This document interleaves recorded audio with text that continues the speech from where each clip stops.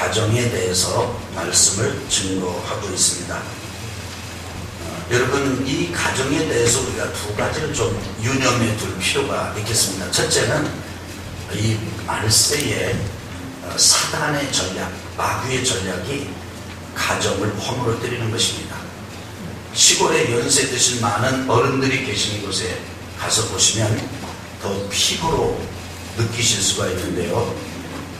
나이가 많으신 어른들이 어린 아이들을 기르는 분들이 많습니다. 그런데 그 어르신이 낳은 아이들이 아니고 자녀들이 그 도시에서 생활하면서 당연히 도시에서 교육을 시키고 그렇게 해야 되는데 가정이 이렇게 위기를 맞아서 흔들리고 깨지고 이러니까 자기들이 책임을 지고 시골에 계시는 어른에게 이렇게 맡겨가지고 시골에서 어린 자녀들을 기르는 그런 어르신들이 많습니다.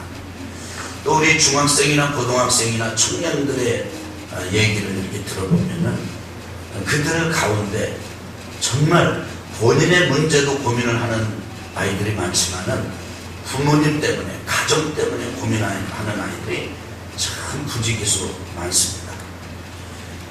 사람들은 이렇게 얘기를 합니다. 이것은 세태다. 그리고 이건 풍조다. 유행이다. 세상의 문화다.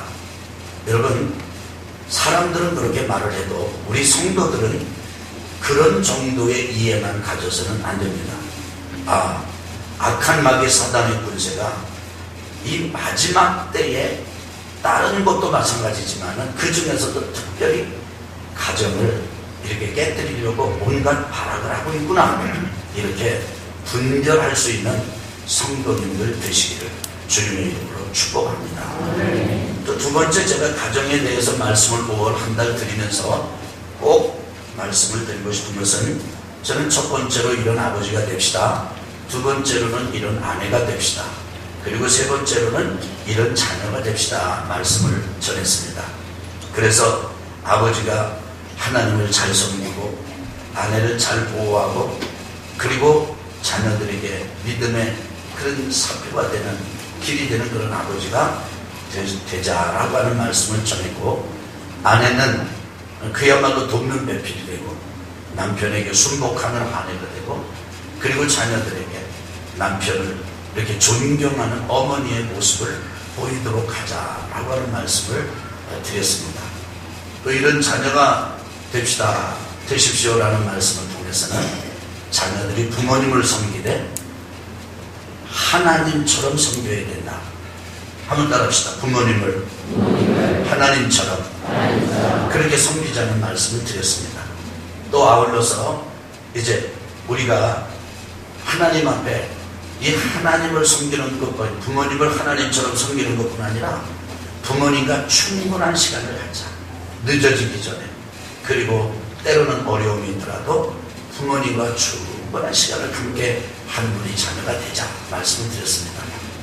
또 우리가 부모님의 필요를 채워드리자, 이런 말씀을 드렸습니다. 이런 가정에 대한 말씀을 들으면서 여러분께서는 아주 여러 가지 느낌, 생각, 경험, 체험들을 가지고 계시리라고 봅니다. 어떤 분들은 좌절하는 분이 있습니다. 하나님의 말씀을 들어보니까 진짜 좋은데 저렇게 살았으면 좋겠는데, 그런데 잘 안 됩니다. 해봐도 잘 안 되고, 그리고 변화가 그렇게 썩썩하니 우리가 기대하는 대로 일어나는 것도 아닙니다. 그래서 나는 안 되나 보다, 우리 집은 원래 안 되나 보다, 이렇게 좌절하고 절망하는 분들도 없지 않아 있습니다. 그리고 있을 것입니다. 그 다음에 또 반대로 이렇게 이 말씀을 들으면서, 가정에 대한 말씀을 들으면서, 우리가 이렇게 살 수 있는 거, 또 살고 있는 거, 이거 내가 잘해서 되는 건 줄 알았더니 말씀을 듣고 보니까 100% 하나님의 은혜로구나 깨닫고 더 다짐을 하면서 가정을 아름답게 만들어 가시는 분들도 계시는 줄로 압니다. 그런데 여러분과 제가 주의해야 될 게 있습니다. 가정을 하나님의 나라, 천국, 복 있는 가문으로 만들고 가정으로 만드는 일은 절대로 쉬운 게 아닙니다. 그리고 단시간에 되는 것도 아닙니다. 저는 이렇게 믿습니다. 적어도 우리가 아름다운 믿음의 가정, 그리고 가정을 하나님의 나라 천국으로 복 있는 가정으로 만들어 가려면 적어도 3대를 가야 합니다. 몇 대를 가야 된다고요? 3대는 가야 합니다. 일단 따라해 보실까요? 3대는 가고 보자. 시작. 3대는 가고 보자. 여기는 열심인데 저쪽은 안 하시는데요. 한번 해보세요. 일단 3대는 가고 보자. 시작. 일단 3대는 가고 보자. 적어도 3대는 우리가 신앙생활을 해야 하나님을 섬기는 믿음도, 그 다음에 진리도, 그리고 하나님을 섬기는 기독신앙의 문화도 가정에 자리 잡게 됩니다. 여러분, 지금 여러분과 제가 당대의 신앙인으로서 고군분투하시는 분들에게 정말 응원의 말씀, 격려의 말씀을 드리고 싶습니다. 여러분과 제가 매일은 아니더라도 가족들과 함께 명절 때 모여서 교회에서 나누던 예배 순서지 같은 예배를 드린다. 여러분, 그것도요, 기적 중에 기적입니다. 은혜 중에 은혜입니다. 그런데 여러분과 제가 힘들어도 지금 이 하나님의 은혜를 누리면서 우리의 한 세대, 우리의 한 대를 살고 갑시다. 그러면 우리 다음 세대는 2대가 돼서 우리보다는 훨씬 더 좋은 아름다운 삶을 살게 될 것입니다. 지금 보면은 아주 그럴 것 같아 보이지가 않죠. 지금 보면은 오히려 믿음 생활에 대한 열정도 없어 보이고, 그리고 신앙에 아주 투철한 그런 절개나 그리고 의지도 보이지 않습니다. 그래서 이 아이들이 내 끝난 다음에 나 이 세상에 없으면 신앙생활 제대로 할까 싶은 염려도 없지 않아 있을 것입니다. 그런데 염려하지 마십시오. 걔네들은 이미 복을 받은 애들입니다. 왜냐하면 이렇게 예배드리고 이런 신앙생활에 몸부림을 치는 부모님을 준 복이 그 아이들에게는 이미 있습니다. 여러분과 저의 자녀들은요, 이미 복을 받은 아이들입니다. 한번 따라합시다. 이미 복을 받았다. 이미 복을 받았다. 그렇습니다. 염려하지 마십시다. 우리보다 아이들이 훨씬 더 잘 될 것입니다. 그 아이들은요, 그 다음에 또 믿음의 대를 또 이어갈 것이에요. 아마 그 아이들은 그렇게 말하면서 아이들에게 신앙을 전해줄 것입니다. 얘들아, 우리 가정이 원래 너희로 치면 할아버지 때, 아빠에게는 아버지 때로부터 하나님을 섬기게 됐단다. 우리 아버지가, 너희 할아버지가 이렇게 해서 신앙을 갖게 되었고, 그리고 우리를 신앙을 지도했지. 그런데 사실 나는 처음에는 그렇게 아주 강한 믿음을 가지지는 못했단다. 왜냐하면 할아버지에게 당연한 진리가 나에게는 받아들여질 수 없었기 때문입니다. 그런데 세월을 살고 흘러서 그 아버지가 떠나고 나서 이 세상을 살면서 보니까, 야, 하나님을 섬기는 거야말로 이 세상에서 가장 큰 복이라는 걸 깨달았다. 그래서 내가 너희들과 함께 이렇게 하나님을 섬기는 삶을 살아가고 있다. 그런데 너희 할아버지, 나로 치면 아빠가 아버지가 늘 하시는 말씀이 있었다. 신앙생활은 적어도 3대는 지나야 꽃이 핀다 라는 말씀을 하시는데, 봐라, 내가 2대, 내가 3대다. 이제 너희들에게는 꽃이 필 일이 남았다. 너희들, 아멘 좀 해봐. 여러분, 그렇게 하지 않겠습니까? 아멘. 당연히 그렇게 해야 되고요. 당연히. 그렇게 자라는 그런 이 믿음의 대가 3대를 넘어가면요, 여러분, 지금 여러분과 저보다는 훨씬 멋진 그런 신앙의 가정과 가문을 이루게 될 것입니다. 그러니까 여러분, 너무 조급하게 생각하지 마세요. 지금 하니까 안 된다고, 지금 하니까 참 힘들다고, 여러분 그렇게 생각하지 마세요. 여유를 가지십시다. 너무 서두르지 마십시오. 지금 여러분과 제가 예배를 드리고 있는 이 자체가 기적이고 은혜입니다. 옆에 분하고 인사합시다. 참 기적이네요. 한번 보세요. 앞뒤나 좌우에 이분이 이렇게 예배를 드리실 분인가? 이 좋은 날, 이 좋은 시간에 여기 와 계실 분이 아니에요 지금. 그런데 여기 와 있어요. 기적입니다. 기적. 은혜 중에 은혜입니다. 우리가 한 번만 봐봅시다. 일단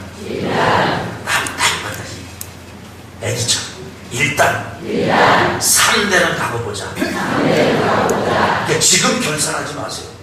중간 결산하지 마세요. 초장 결산하지 마세요. 적어도 3대는 가는 거 보고 결산합시다. 그러면 우리 그때 하나님 나라에 있을 거예요. 그때 보고 정말 하나님께 감사를 드려요. 저는 확실히 믿습니다. 자, 이런 여유를 가지고 오늘 말씀을 좀 들었으면 좋겠습니다. 오늘 말씀의 제목은 가정사. 따라합시다. 이런 부모가 되십시오. 우리 같이 한번 읽겠습니다. 시작. 추구하는 이상과는 달리 현재 일반 교육은 얼마나 지식을 잘 배우고 시험을 잘 보느냐에 초점이 맞춰지고 있습니다. 주로 시험과 진학에 도움이 되는 것만 학습합니다. 공사조차도 성적 때문에 하는 상황입니다. 그러다 보니 아픔을 겪는 타인에 대한 공감과 잃어버렸습니다. 무한 경쟁과 과업의 성취를 통한 승진과 더 많은 수입을 인생의 목표로 삼는 사회가 되어버렸습니다. 사람마저도 인이나 사례적 사물로 대합니다. 이런 현실을 극복하기 위해서는 기독교인들이 무엇보다도 가정에서부터 사람을 지으신 하나님의 뜻에 따라 새로운 가치를 세워야 합니다. 온전한 가정을 세우기 위해 첫째, 공부가 아니라 공경을 두 번째, 성공이 아니라 성품을 세 번째, 이윤이 아니라 생명의 소중함을 가르쳐야 합니다. 이를 위해 부모가 가정에서 믿음의 제사장이 되어야 합니다. 부모의 제사장 역할은 무엇입니까? 이스라엘 백성들에게 주신 하나님의 명령 속에서 그 길을 찾아보고자 합니다. 여러분, 오늘 본 말씀은 신명기입니다. 이 신명기는요, 저를 보실까요? 신명기는 책 제목을 좀 이해하실 필요가 있습니다. 신자는 다시 신자입니다. 다시 반복한다는 의미의 신자입니다. 그리고 명은 하나님의 명령, 그 다음에 기는 기록한다는 겁니다. 다시 하나님의 내리신 명령을 다시 반복해서 기록한 말씀이 신명기입니다. 따라합시다. 신명기. 이스라엘 백성의 역사를 잠깐 볼까요? 애굽에서 하나님께서 모세를 보내가지고 이스라엘 백성들을 이끌어서 홍해를 건너서 가나안 땅으로 이끌어 주셨습니다. 출애굽입니다. 출애굽을 해서 홍해를 건넌 이스라엘 백성들이 이제 뭐 열을 남짓이면은 가나안 땅까지 갈 수 있는 그런 길인데, 그런데 이들이 시내산에 가게 됩니다. 그 시내산에서 하나님의 법, 율법을 받습니다. 그리고는 그들이 40년 광야에서 방황합니다. 짧게 갈 수 있는 거리를 40년 걸쳐서 가는 겁니다. 시내산에서 하나님의 율법, 하나님의 말씀을 받았던 한 세대가 광야에서 사라졌습니다. 죽었습니다. 이제는 다음 세대가 태어나서 요단강을 건너서 가나안 땅에 들어가게 됐습니다. 그 요단을 건너 가나안 땅에 들어가는 것을 미국 얼마 앞두지 않은 그 다음 세대에게 모세가 죽기 전에 모압 평지에서 다시 한번 시내산에서 받았던 말씀을 다시 한번 전해준 것, 그것이 신명기 말씀입니다. 이 신명기에는 4편의 설교가 담겨 있는데 그 4편의 설교 중에 오늘 본문이 들어있습니다. 오늘 본문은 너희들이 요단을 건너서 가나안 땅에 들어가게 되거든, 거기 가서 정착해서 살게 되거든, 너희들은 무엇보다도 너희들의 가정을 믿음의 가정, 나를 섬기는, 하나님을 섬기는 가정으로 만들어야 된다. 그런데 그 사명은 다른 것에 있는 것이 아니라, 다른 사람에게 있는 것이 아니라 아버지에게 있다. 그래서 아버지들에게 내리신 명령이 바로 오늘 본문의 말씀입니다. 아버지에게 내린 명령이 바로 부모에게 내린 명령이고, 그리고 어른들에게 내린 명령이기도 한 것이지요. 자, 그런데 이 명령을 통해서 오늘 저는 여러분과 저의 가정을 어떻게 이렇게 그야말로 공부보다는 이 공경하는 것을, 그 다음에 성적보다는 성품을, 성공보다는 성품을, 그 다음에 돈을 벌어서 이익을 남기는 것에 아주 그냥 집중하는 것보다는, 매몰되는 것보다는 생명의 소중함을 일깨워주는 삶을 살 수 있을까라고 하는 지침을 좀 발견해보고 마음에 새겨보고자 합니다.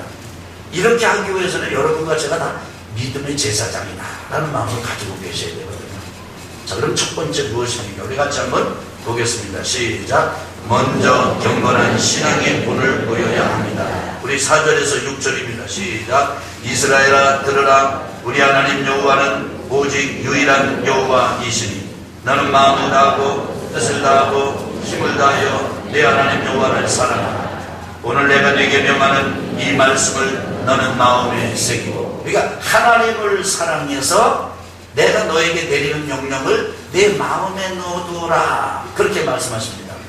그러니까 부모가 가정을 하나님의 나라로 만들어 가기 위해서는 가장 먼저 하나님과 함께 있는 시간을 즐겨하는, 하나님을 사랑하는 그런 경건한 신앙의 본을 보일 수 있어야 합니다. 하나님과 함께하는 것이 무엇입니까? 그것이 하나님께 기도를 드리는 것을 의미한다고 저는 적용해서 설명했습니다. 우리 같이 한번 읽어보실까요? 시작. 기독신앙의 경건생활 중 으뜸이 하나님을 사랑하는 것입니다. 하나님 사랑은 도덕과 윤리의 준수나 부지런한 교회 출석 등과 같은 종교적 계율 실천 그 이상입니다.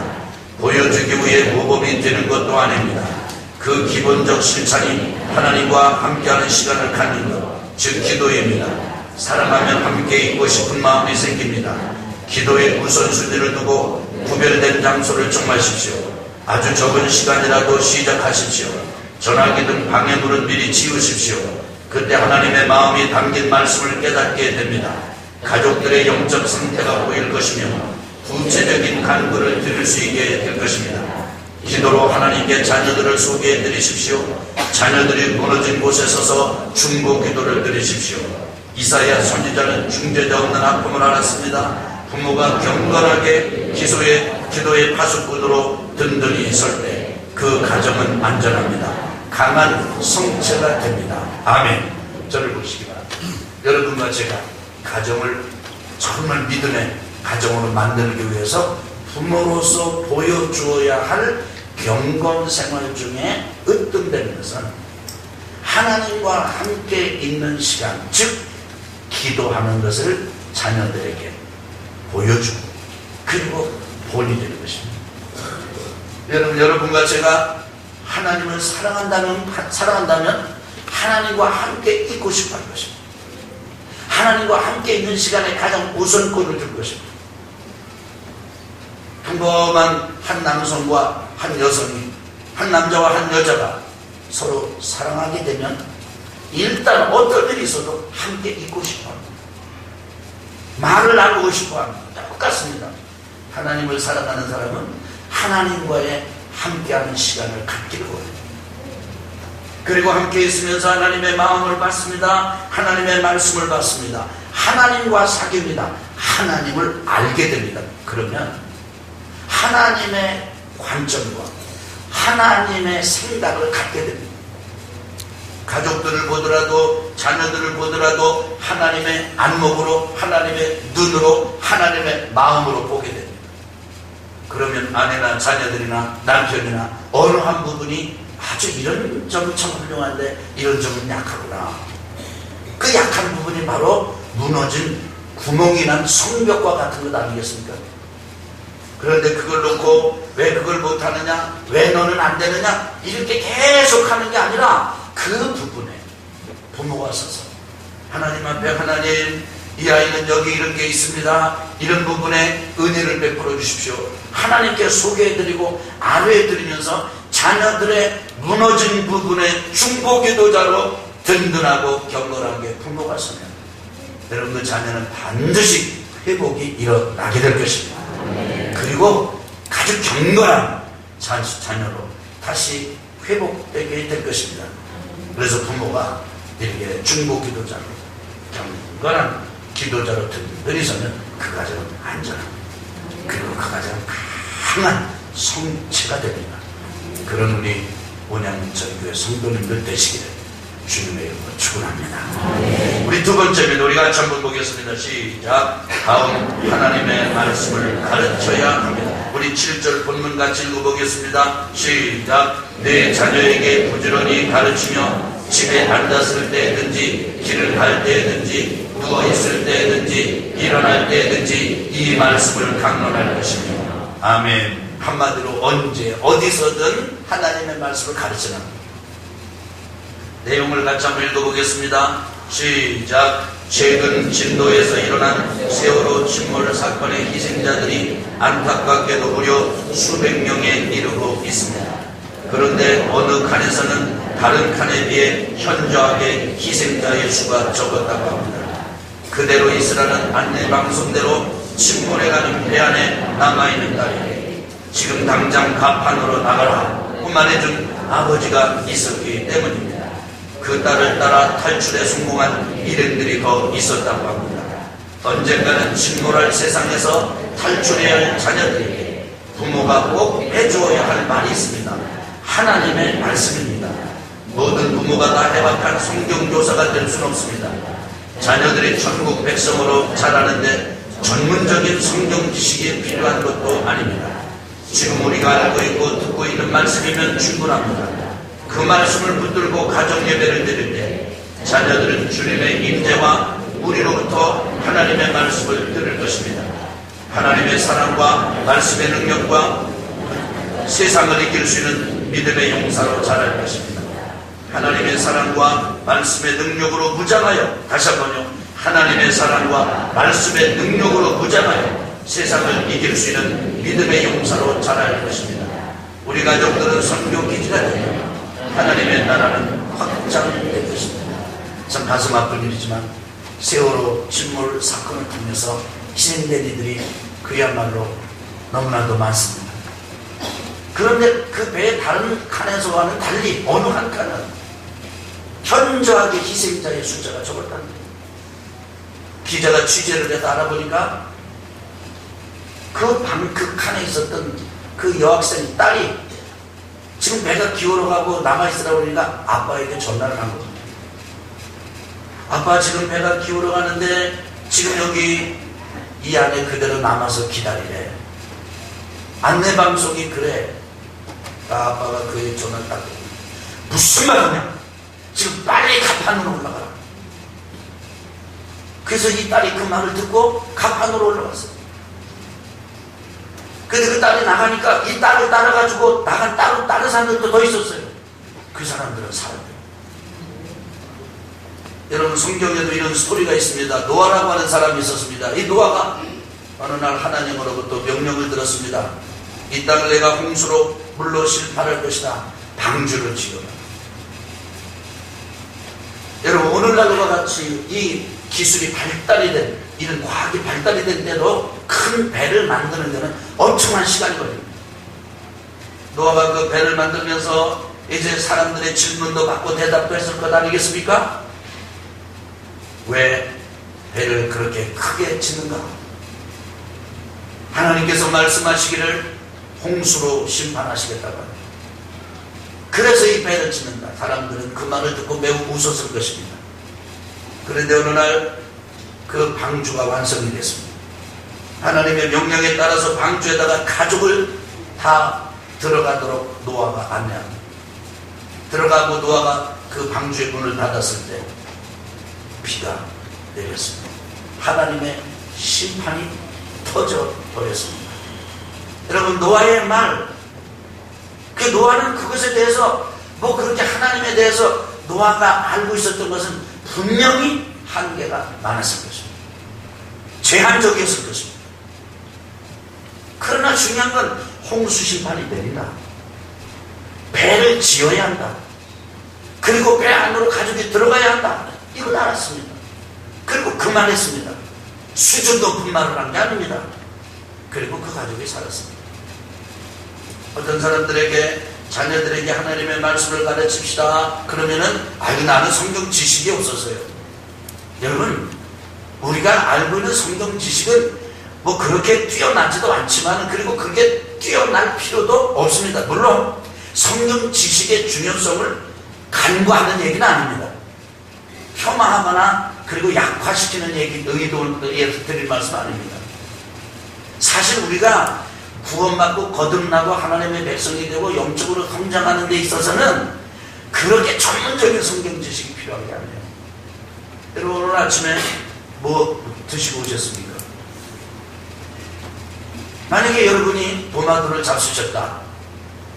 도마도라는 것만 알면 되는 거죠. 도마도 안에는 뭐가 있고 그거 할 필요가 있습니까? 아침에 밥을 잡수셨다면 이게 쌀이로구나. 그것만 알면 되는 거죠. 쌀은 어떻고, 물론 요즘은 그 정보들이 많이 넘쳐나가지고 뭐 쌀이 어떻고 저떻고 할 수 있습니다. 그러나 그거 그렇게 중요한 게 아니에요. 쌀을 가지고 밥을 지을 때 볼만 안 넣으면 돼요. 도마도를 먹을 때 도마도가 익었는지 안 익었는지 그것만 분별할 수 있으면 돼요. 우리가 자녀들, 우리 가족을 믿음으로, 하나님의 말씀으로 양육하고 신앙을 길러줄 때 그렇게 전문적인 게 필요한 게 아니에요.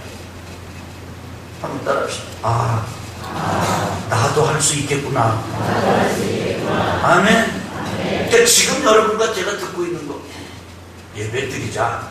그러니까 예배 드리고, 우리 하나님을 섬기자, 마음의 문을 열고 예수님을 주님으로 영접하자. 그건 또 영접하는 거고, 그렇게 하는 거예요.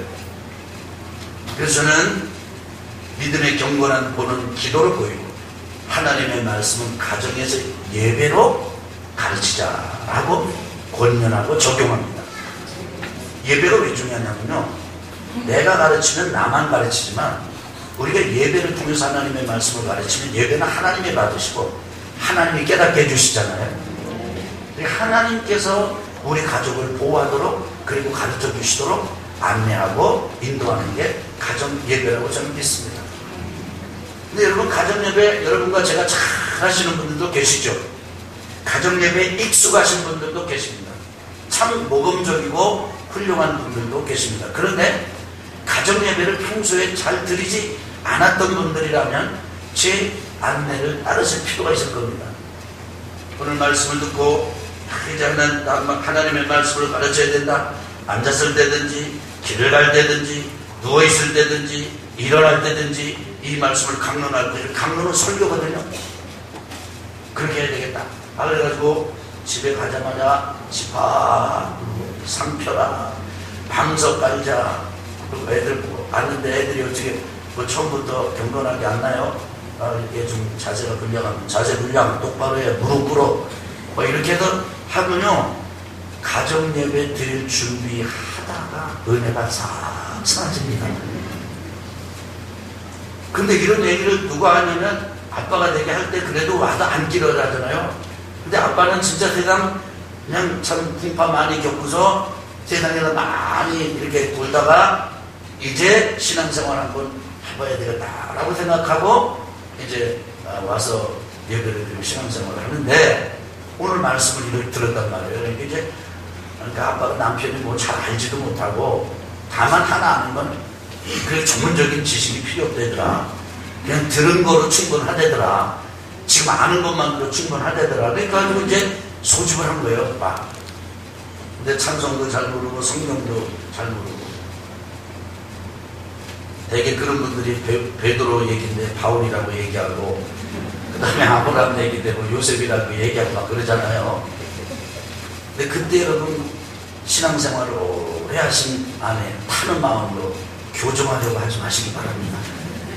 그냥 아브라함 얘기인데 요셉이라고 계속 얘기를 해도 알아서 들으시면 됩니다. 뭐 그 시험 보는 거 아니잖아요. 들을 때 잘 들으면 되잖아요. 베드로의 스토리를 자꾸 바울의 이름을 넣어가지고 얘기를 해도 그렇거니 하고, 그거를 교정해 주려고 쿡쿡 찌르거나 여보 그게 바울이 아니고 베드로 뭐 이렇게 한다든지 이러면요, 그 가정 예배를 드려야 되겠다고 하는 뜨거운 열정이 싹 사라집니다. 일단 그 열정이 얼마나 귀해요. 그래서 가정 예배를 처음부터 정식으로 잘 드리지 못한다 할지라도 식사 기도부터 시작할 수 있습니다. 그리고 일주일에 한 번 정도 할 수 있습니다. 아니, 명절 때 하는 것만으로도 귀한 일입니다.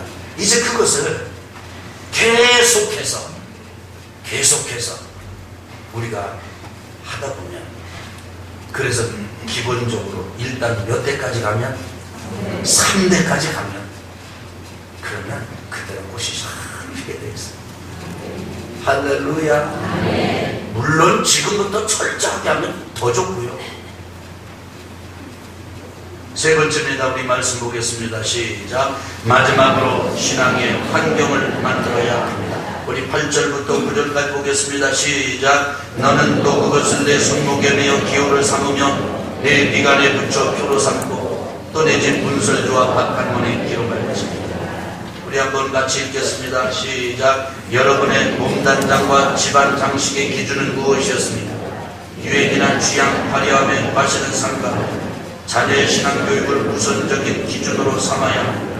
손목이나 이마와 같은 외모나 문설주와 대문의 장식은 자녀들이 하나님의 말씀을 보고 느끼게 감각해 줄 수 있는 수준이어야 합니다. 장식물이 하나님의 마음과 말씀을 담고 있는지 살펴보십시오. 세상의 문화나 우상 숭배를 조장하는 것을 제거하십시오. 성화와 그림들을 적극 활용하십시오. 환경을 만들어 주십시오. 아멘. 우리 교회에 50년 전에 다니시다가 친구의 전도를 받고 나와서 5년째 신앙생활 하시는 귀한 성도님이 계십니다. 이분이 예배를 드리고 이렇게 신앙생활 하면서 강단에서 선포되는 말씀을 통해서 집안의 우상 숭배와 연관된 것 하나도 있으면 안 된다, 그런 말씀을 들었습니다. 그래 집에 가셔가지고 그 옛날 50년 동안 하면서 이렇게 했던 친구들이랑 모아가지고 한적한 곳에 가서 다 처리해버리셨어요. 하나만 딱 남겨놓고요. 그 한 가지 물건을 딱 남겨놓으셨어요. 근데 나중에 또 지나고 난 다음에 이 또 강단에서 선포되는 말씀을 통해서 그 하나까지도 없애야 된다 라는 그 말씀을 듣고 깨달았어요.